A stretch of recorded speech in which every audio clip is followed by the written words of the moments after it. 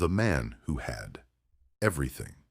What would happen if a man who faithfully served God lost everything he owned in a single day? The book of Job opens with one of the most profound questions in the entire Bible. It is a story about faith tested beyond imagination, suffering without clear explanation, and a God whose purposes remain hidden until the very end. Long ago, in the land of Uz, there lived a man named Job.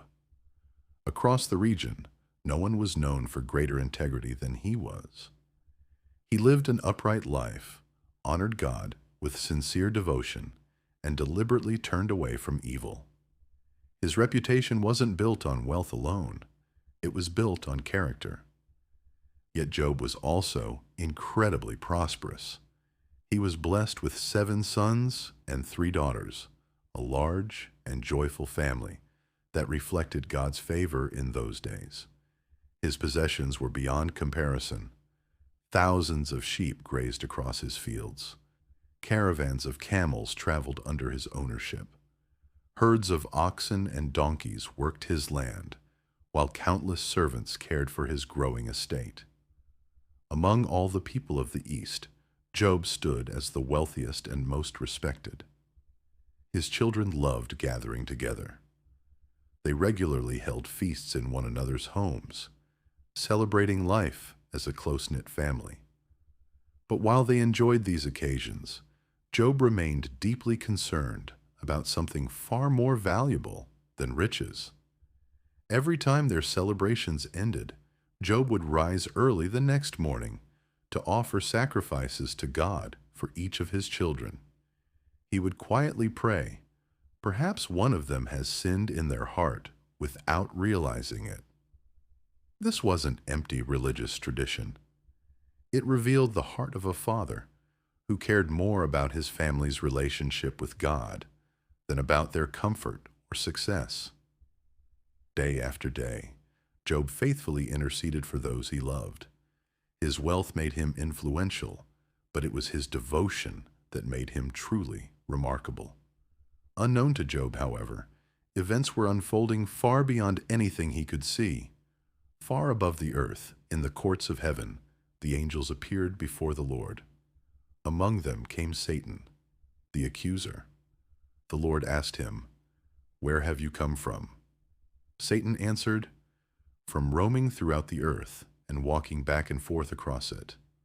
God then directed Satan's attention toward his faithful servant. "Have you considered my servant Job? There is no one on earth like him. He is blameless and upright, a man who fears God and turns away from evil." It was a remarkable declaration. The Creator himself publicly affirmed Job's character. But Satan immediately challenged God's assessment. "Does Job fear you for nothing?" He replied. "You've placed a hedge of protection around him, his family, and everything he owns. You've blessed all the work of his hands, and his wealth has multiplied throughout the land. But take away everything he has, and he will surely curse you to your face." The accusation struck at the heart of human faith. Was Job devoted to God because he truly loved him, or simply because serving God had made him prosperous? Could genuine faith survive when every blessing disappeared? God allowed the test, but with clear boundaries. "Everything he owns is in your power," the Lord said, "but you must not lay a hand on the man himself." Satan departed, and the trial began. Meanwhile, on earth, Job knew nothing of this heavenly conversation. To him, it was simply another ordinary day. His children were gathered together, sharing a meal in the home of the oldest brother. Joy filled the house. Laughter echoed through every room. Then disaster arrived. A messenger rushed to Job with devastating news. The oxen were plowing, and the donkeys were grazing nearby when the Sabeans attacked. They stole the animals, killed the servants with the sword, and I alone escaped to tell you. Before Job could even process those words, another messenger appeared. Fire fell from the sky and burned up the sheep and the shepherds. Everything is gone. I am the only survivor. The second tragedy had barely been spoken when a third messenger arrived. The Chaldeans formed raiding parties and carried off all the camels. They killed your servants. I alone escaped. Each report was worse than the last. Years of hard work, erased within moments. Then came the final messenger. His face carried the kind of sorrow that no words could soften. Your sons and daughters were feasting together in the oldest brother's house. Suddenly, a powerful wind swept in from the wilderness. The house collapsed, and all of them were killed. Silence. In a single day, Job lost his wealth.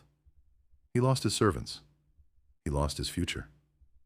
Most painfully of all, he lost every one of his children. No parent could imagine such grief. No explanation was given. No warning had come. The man who had awakened that morning as the greatest among the people of the East now stood with nothing. Then Job did something no one expected. He tore his robe. He shaved his head as a sign of mourning.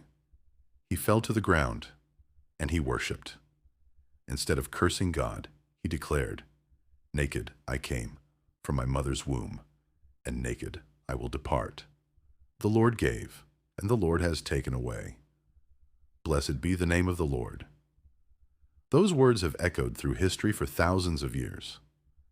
Job recognized that every blessing he had ever received came from God, and even in unimaginable pain, he refused to abandon his faith. The Bible closes this chapter with a powerful statement. In all this, Job did not sin or accuse God of doing wrong.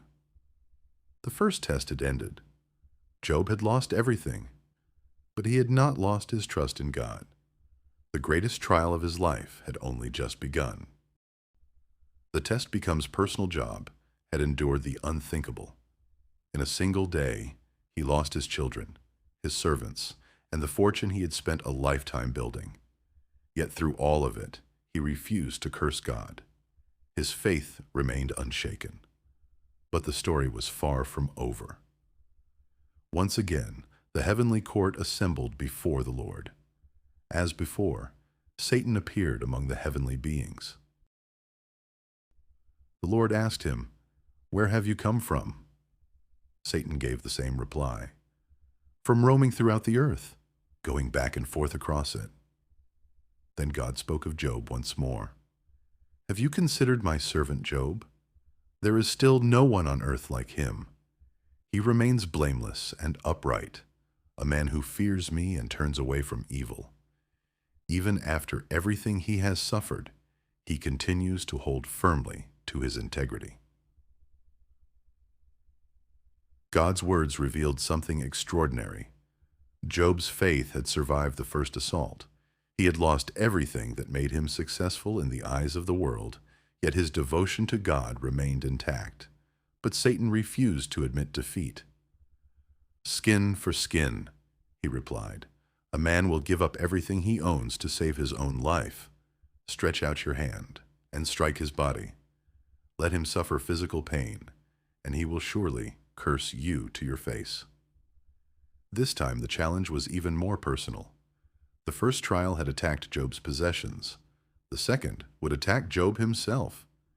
Again, God permitted the test, but he established one unbreakable boundary. "He is in your hands," the Lord declared, "but you must spare his life." Satan departed immediately. Soon, Job's healthy body became covered with painful sores, from the soles of his feet to the top of his head. Every movement brought agony. Every breath reminded him of his suffering. The respected leader who had once been admired throughout the East was now barely recognizable. Unable to find relief, Job sat among ashes outside the city, the traditional place of mourning. With nothing more than a broken piece of pottery, he scraped his inflamed skin, desperately trying to ease the relentless pain. The contrast was heartbreaking. Not long before, he had been surrounded by servants and honor. Now he sat alone, covered in wounds, surrounded only by dust and ashes. Then another painful blow arrived. It did not come from an enemy. It came from someone who shared his grief. His wife looked at the man she loved, a husband who had lost his wealth, his children, and now his health. Overwhelmed by despair, she spoke words born out of hopelessness. "Are you still holding on to your integrity? Curse God and die." Her words have often been criticized, but we should remember her own suffering. She had buried the same 10 children. She had watched her family's future disappear. Now she witnessed her husband wasting away before her eyes. Despair had replaced hope. But Job answered with remarkable restraint. "You are speaking like someone who has lost all wisdom. Shall we accept good from God and not also accept times of hardship?" He did not lash out in anger. He did not abandon his faith. Even in unbearable pain, Job refused to sin with his lips. The Bible once again confirms his faithfulness. Despite the physical suffering, despite the crushing grief, despite the discouraging words surrounding him, Job remained loyal to God. News of his condition soon spread across the region. 3 of Job's closest friends, Eliphaz, Bildad, and Zophar, heard about everything that had happened. They agreed to travel together to comfort their grieving friend. When they finally arrived, they could hardly believe what they saw. The man sitting before them looked nothing like the Job they had known. His body was disfigured. His face reflected unimaginable sorrow. His suffering was so severe that they did not recognize him at first. Overcome with emotion, they wept aloud. They tore their robes in mourning and threw dust into the air as a sign of grief. Then they sat beside Job. Not for a few minutes, not for a few hours, for 7 days and 7 nights. No one spoke a single word. Sometimes silence expresses compassion better than explanations ever can. They saw that Job's pain was deeper than words could reach. For 1 week, they simply remained with him. Ironically, this silent presence would become the wisest thing they would do. Because once they began speaking, everything would change. Their attempts to explain Job's suffering would create one of the greatest theological debates recorded in Scripture.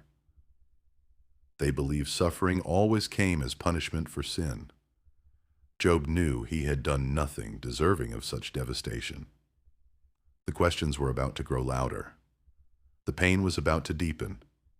And before God would finally answer, Job would wrestle with doubts, grief, and mysteries that believers have struggled with for thousands of years.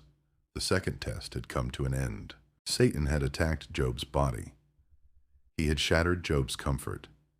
He had stripped away nearly everything a man could lose. Yet Job still refused to abandon the God he trusted. The battle was no longer about wealth. It was about the endurance of faith when every visible reason to believe had disappeared. Chapter 3. When Faith Meets Silence. For 7 days, Job said nothing. His 3 closest friends sat beside him in complete silence. They watched him struggle through unimaginable pain, unable to find words that could ease his suffering. Sometimes silence is the only honest response to overwhelming grief. But eventually, the silence was broken. Not with anger toward God, not with accusations against heaven. Instead, Job poured out the deepest anguish of his heart. He cursed the day he was born. "If only the day of my birth had never existed," he cried. "Let it be erased from memory. Let darkness cover it forever." Job wasn't asking to erase his life because he hated God. He simply wished he had never experienced the suffering that now consumed him. The man who had once been known as the greatest among the people of the East had reached the limits of human endurance. His words were raw. His emotions were unfiltered. He questioned why life is given to those whose days are filled with sorrow. Why does a person continue breathing when every moment feels heavier than the last? Death, which most people fear, now seemed to Job like peaceful rest. He longed for relief, not because he had lost his faith, but because the weight of his pain had become almost unbearable. Yet even in the darkest moments of his lament, Job never cursed God. He was honest. He was broken. But he continued bringing his grief before the one he still believed was listening. Then one of his friends decided the silence had lasted long enough. Eliphaz, the oldest among them, spoke first. His voice carried confidence, but his understanding was incomplete.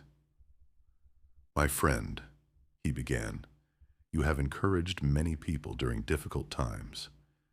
Your wisdom has strengthened those who were weak. But now suffering has reached your own doorstep, and you seem overwhelmed."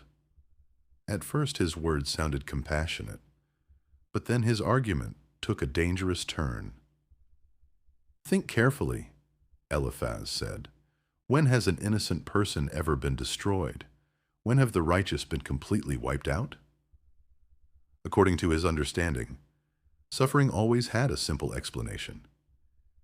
If someone experienced disaster, they must have done something to deserve it. In his mind, God's justice worked like a perfect equation. Good people receive blessings. Bad people receive punishment. Therefore, if Job was suffering this severely, there had to be hidden sin somewhere in his life. Eliphaz even described a mysterious vision that convinced him no human being could claim complete innocence before God. His conclusion seemed logical, but it was painfully wrong. What Eliphaz could not see was that Job's suffering had never been about secret sin. The audience already knew something the characters did not.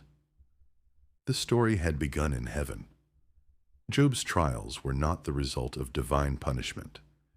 They were part of a much greater purpose that no one on earth yet understood. Still, Eliphaz believed he was helping.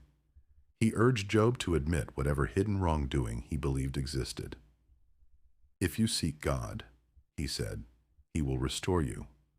He disciplines those he loves." There was truth mixed with error. God does discipline his people, but not every trial is discipline. Sometimes suffering is not the consequence of sin. Sometimes it becomes the stage where faith is revealed. Job listened carefully. Every word from his friend cut deeper than the sores covering his body.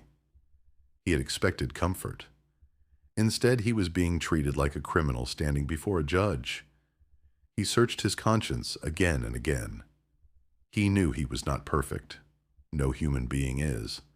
But he also knew he had not committed some hidden evil that could explain the destruction of his life. As the conversation continued, another burden settled upon him. Losing his children had shattered his heart. Losing his wealth had changed his future.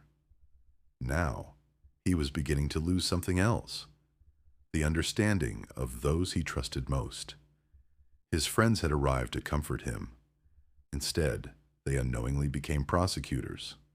What they saw was suffering. What they assumed was guilt. But what God saw was a faithful servant enduring a trial unlike any before. The debate had only begun. Over the coming days, Job's friends would continue insisting that suffering always follows personal sin. Job would continue defending his integrity. Neither side possessed the full picture. The silence of heaven remained. God did not interrupt the conversation. He did not immediately explain himself. He allowed the questions to linger. He allowed faith to wrestle with mystery. Because sometimes the greatest spiritual growth does not happen when every question is answered. It happens when we continue trusting God, even while living with unanswered questions. Job had entered a new kind of battle. The pain in his body remained. The grief in his heart had not faded. But now he faced another challenge. He had to defend his integrity against people who sincerely believed they were defending God. The storm around him was no longer only physical. It had become deeply personal. And before this story reached its conclusion, every assumption about suffering, justice, and faith would be challenged. A battle of words. As the days passed, the silence around Job was replaced by debate. His friends had come to comfort him, but instead of sharing his burden, they searched for an explanation. In their minds, suffering was never random. Every tragedy had a cause, and every cause could be traced back to sin. Job, however, knew there was something deeply wrong with their conclusion.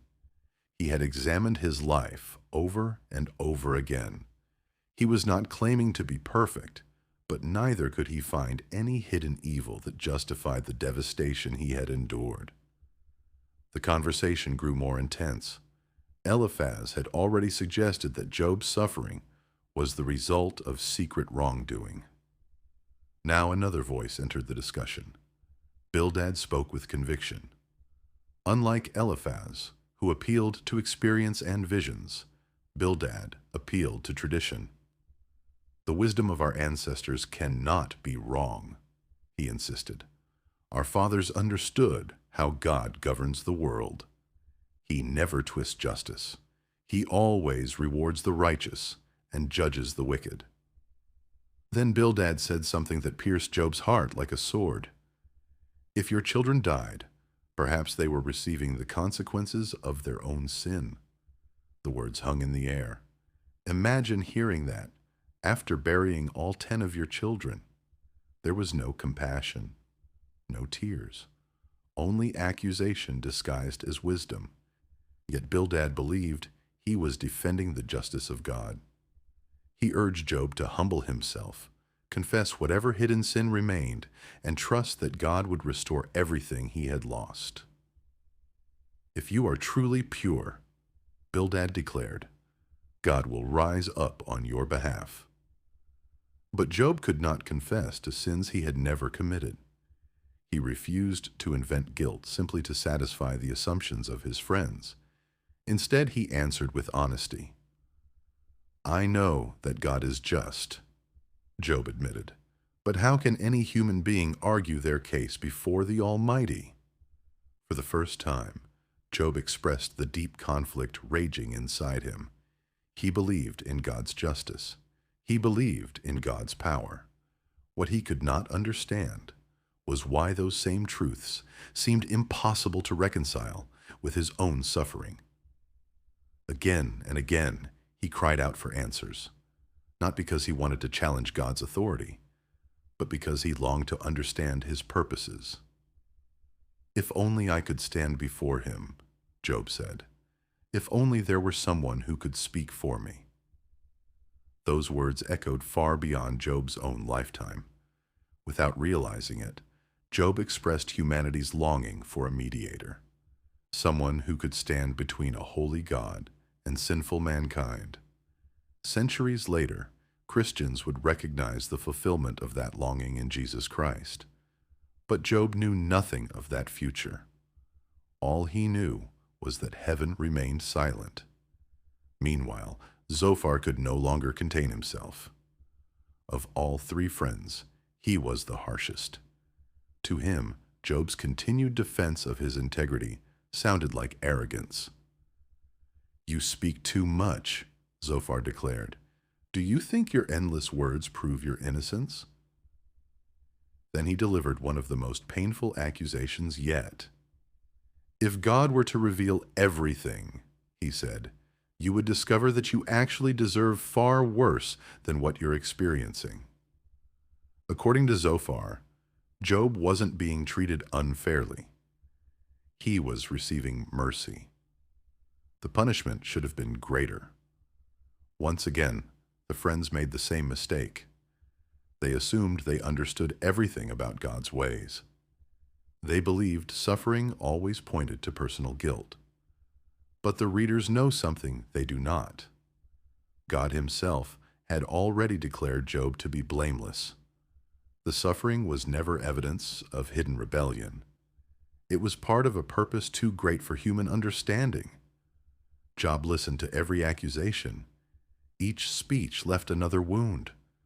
The physical pain covering his body was terrible, but the pain of being misunderstood by those closest to him cut even deeper. Still, Job refused to surrender his integrity. "I will not lie about my life," he answered. "I know my own heart." His confidence did not come from pride. It came from a clear conscience before God. He was willing to admit his faults. What he would not do was confess crimes he had never committed simply to satisfy human opinion. The arguments continued day after day. His friends repeated the same belief from different angles. The righteous prosper. The wicked suffer. Therefore, Job must secretly belong among the wicked. But reality is rarely that simple. Sometimes faithful people suffer. Sometimes evil people prosper. Sometimes God's purposes remain hidden for years, or even for a lifetime. The book of Job refuses to offer easy answers. Instead, it invites us to trust the wisdom of God, even when we cannot understand his plan. As the debate intensified, Job's questions became even more personal. He no longer searched only for explanations. He longed for God's presence, more than restored wealth, more than recovered health, more than vindication before his friends. Job wanted an encounter with the God he loved. He still believed, but belief now had to survive in the darkness. The greatest battle was no longer against pain. It was against the temptation to believe that God had abandoned him. And although Job could not see it, the God he desperately sought had never left his side. A cry that reached heaven. The debate had gone on for days. Job's friends continued to insist that suffering could only be the result of hidden sin. To them, the answer was obvious. Confess, repent, accept God's discipline. But Job could not admit to crimes he had never committed. Every accusation pushed him deeper into isolation. He had already lost his family. He had lost his wealth. His health had been stripped away. Now he was losing the understanding of the only people who had come to comfort him. At last, Job could no longer contain the pain inside him. He lifted his voice, not toward his friends, but toward God. "If only my words could be recorded forever," he said. "If only they could be written in a book, engraved in stone, with iron and lead." Job had no idea that his wish would one day become reality. Thousands of years later, his words would still be read across the world, giving hope to countless people who found themselves walking through seasons of unexplained suffering. Then Job spoke one of the most heartbreaking questions in all of Scripture. "Why have you hidden your face from me?" He wasn't denying God's existence. He wasn't abandoning his faith. He simply felt abandoned. There is a profound difference.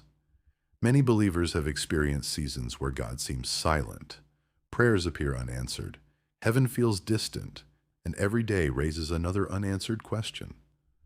Job became the voice for everyone who has ever wondered where God was in the middle of their pain. His suffering was no longer just physical. It had become deeply spiritual. He felt as though God himself had become his opponent. Every new day seemed heavier than the one before. His body was covered in painful sores. Sleep offered little relief. His nights were filled with restlessness, and each morning brought another reminder of his misery. He wondered if death might be easier than continuing to live in such relentless agony. Yet even in the depths of despair, a remarkable declaration emerged, one that has echoed through history for generations. "I know that my Redeemer lives." Those words changed everything. Job still had questions. He still felt broken. He still longed for answers. But beneath all the confusion was an unshakable conviction. Somehow, somewhere, a Redeemer existed. Someone would one day stand on his behalf. Someone would vindicate him. Job could not explain how. He could not see when. But he believed that death would not have the final word. He declared that even after his body had returned to dust, he would one day see God with his own eyes. It was one of the clearest expressions of hope found anywhere in the Old Testament. Hope that reached beyond suffering, beyond the grave, beyond everything his eyes could presently see. His faith had not removed his pain, but it kept despair from having the final victory. The conversation with his friends, however, only grew more heated. Each speech became sharper. Each accusation became more personal. They believed they were defending God's justice. Job believed they were misrepresenting God's character. "You are miserable comforters," he finally told them. "You have come to heal my wounds, yet your words only make them deeper." Their mistake was not that they believed God was just. God is perfectly just. Their mistake was believing they fully understood how his justice always worked. They assumed every tragedy had an immediate explanation. Every loss had an obvious cause. Every hardship pointed directly to personal guilt. But life is rarely that simple. There are moments when even the righteous suffer. There are seasons when evil appears to prosper. There are mysteries that cannot be solved by human logic alone. Job understood something his friends did not. Faith is not trusting God only when life makes sense. Faith is continuing to trust him when nothing makes sense at all. The silence from heaven remained. God still had not answered. No explanation had been given. No miracle had taken place. Job's circumstances remained exactly the same, but something inside him continued to endure. He refused to let go of the God he could no longer understand. His body was weak. His heart was crushed. His questions were many. Yet beneath the ashes of his suffering, the fire of faith still burned. It was not a perfect faith. It was not a cheerful faith. It was a wounded faith, a faith that wept, a faith that questioned, a faith that wrestled with silence. But it was faith nonetheless. And while Job could not see it, heaven was still watching. The trial that had begun in the courts above was moving toward a conclusion no human could yet imagine. The God who seemed silent had not forgotten his servant. The answers had not arrived, but neither had the end of the story. Soon, the voice Job had longed to hear would finally break the silence, and everything he thought he understood about God would be transformed forever. When God finally speaks for what must have felt like an eternity, Job waited. He had pleaded for answers. He had defended his integrity. He had endured the accusations of his friends and the silence of heaven. The questions had multiplied, but the answers never came. Then, without warning, everything changed. The sky darkened. The wind began to rise. A powerful storm gathered around Job, unlike anything he had ever witnessed. Out of the whirlwind, the voice of God finally spoke. It was the moment Job had longed for. Yet, it unfolded in a way he never expected. God did not begin by explaining Job's suffering. He did not reveal the conversation that had taken place in heaven. He did not tell Job about Satan's challenge or why the trials had been allowed. Instead, God asked a question. Who is this that obscures my wisdom with words without knowledge? The words were not spoken in anger alone. They were spoken to remind Job of something every human being eventually discovers. There are realities that exist far beyond our understanding. Then the Lord continued, "Prepare yourself like a man. I will question you, and you will answer me." For so long, Job had been asking the questions. Now the Creator would ask them instead. One after another, God revealed the incredible complexity of creation. Where were you when I laid the foundations of the earth? Who measured its dimensions? Who determined the boundaries of the seas? Each question exposed the limits of human knowledge. Job had spent weeks trying to understand one chapter of his own life. God invited him to consider the universe itself. the morning sunrise, the depths of the ocean, the stars scattered across the heavens, the mysteries hidden beneath the earth. Every detail operated according to God's wisdom. Every law of nature obeyed his command. The Lord continued asking questions that no human could answer. Have you ever commanded the dawn to appear? Can you store the snow? Do you know where light comes from? Can you direct the stars in their courses? Job stood speechless, not because he lacked intelligence, but because he realized how small his understanding truly was. God was not humiliating his servant. He was expanding his perspective. Job had been looking at life through the narrow window of personal suffering. God was inviting him to see the greatness of the one who governs the entire universe. Then the Lord turned Job's attention toward the animal kingdom. He spoke of mountain goats giving birth in hidden places, wild donkeys roaming freely through the wilderness, the mighty ox that no man could tame, the eagle soaring high above the mountains. Each creature fulfilled its purpose without questioning its creator. Each one was sustained by wisdom beyond human comprehension. Then God described two extraordinary creatures. The first was Behemoth, massive, powerful, a masterpiece of divine creation. Its strength was unmatched. Its bones were described like bronze. Its muscles moved with unimaginable power. No human being could hope to control such a creature. Then came Leviathan, even more terrifying. A beast so fearsome that no hunter dared provoke it. Its scales formed an impenetrable shield. Its strength inspired fear. Its very presence caused the strongest warriors to tremble. Whether these creatures were literal animals, symbolic descriptions, or beings unlike anything that exists today, has been debated for centuries. But God's point was unmistakable. If mankind could not master the creatures he created, how could mankind presume to fully understand the Creator himself? Every question carried the same lesson. God's wisdom extends far beyond human sight.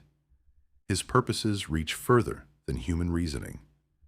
His plans cannot be measured by temporary circumstances. At last, Job understood. He had spent countless days searching for explanations. But standing before the majesty of God, something unexpected happened. The answers no longer seemed as important as the one giving them. Job finally spoke. I know that you can do all things. No purpose of yours can ever be stopped.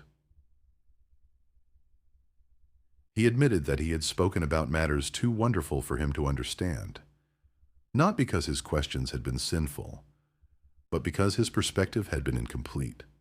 Then came one of the most beautiful confessions in all of Scripture.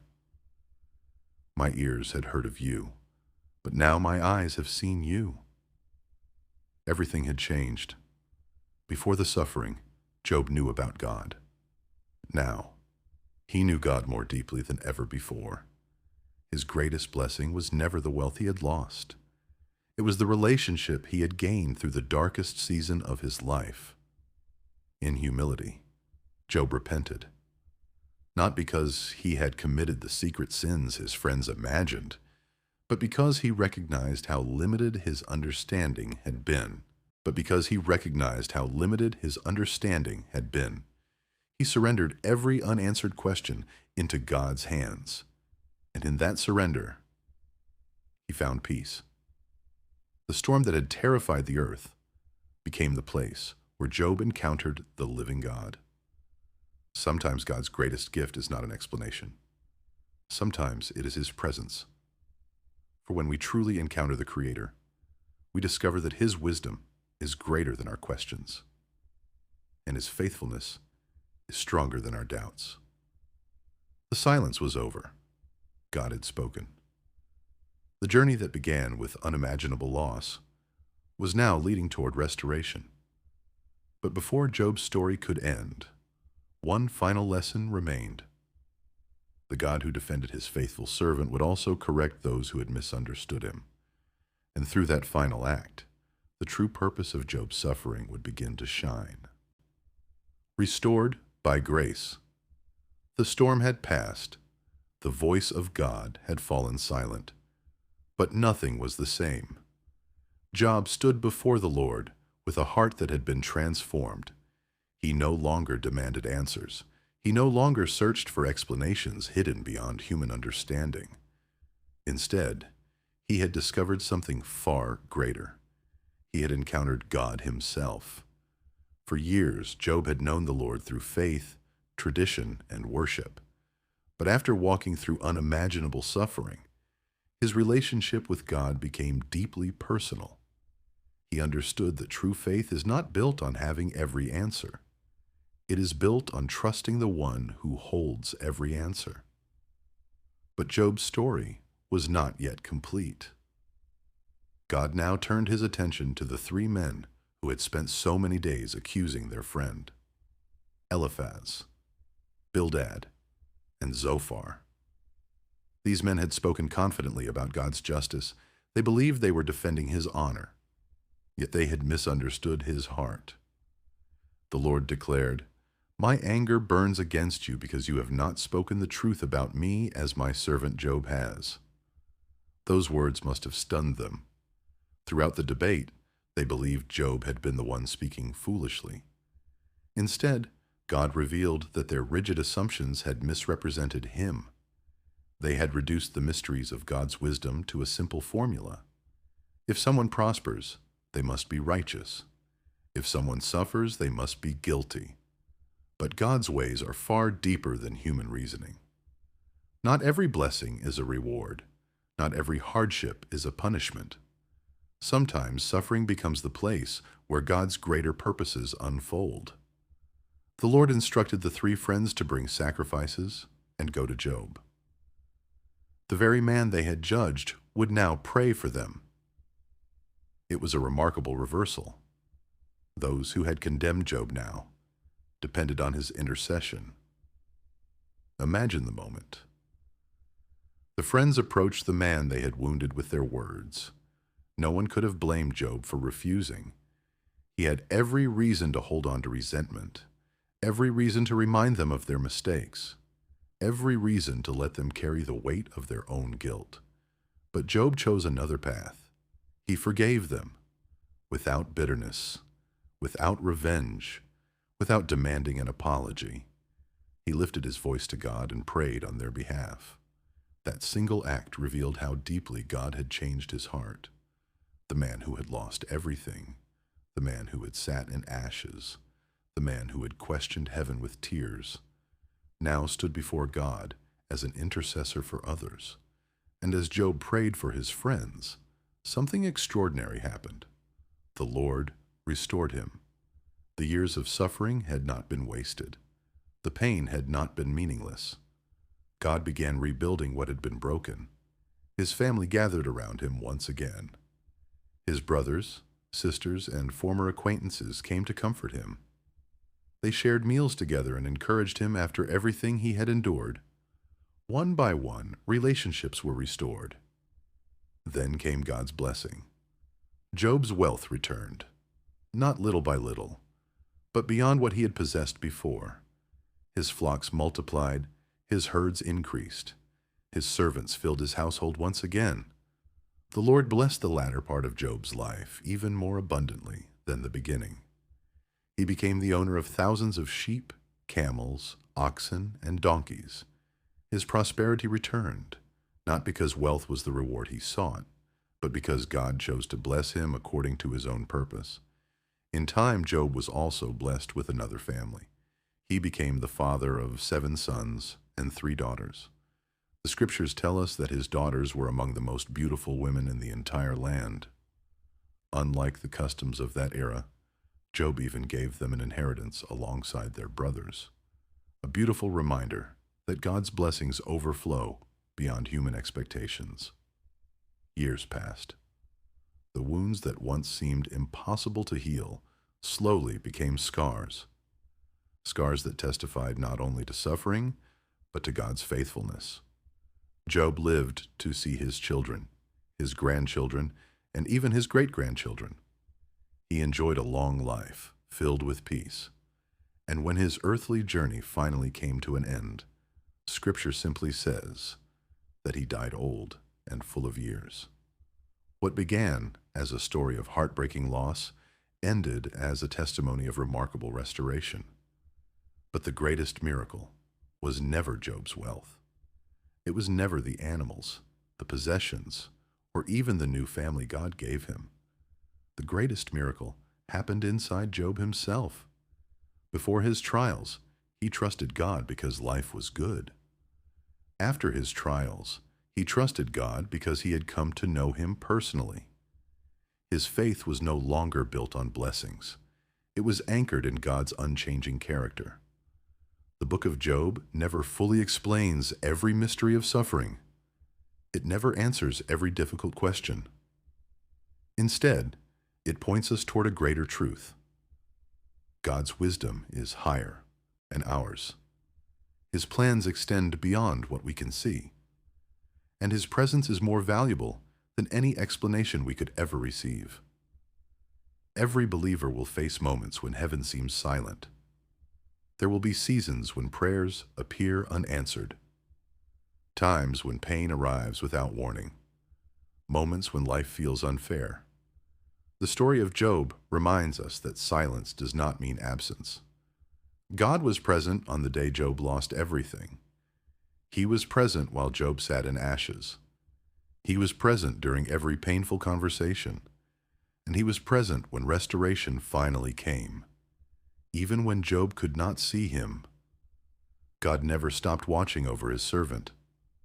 That same truth remains today. We may not always understand what God is doing.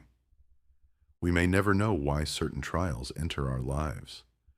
But we can trust the one who sees the beginning from the end.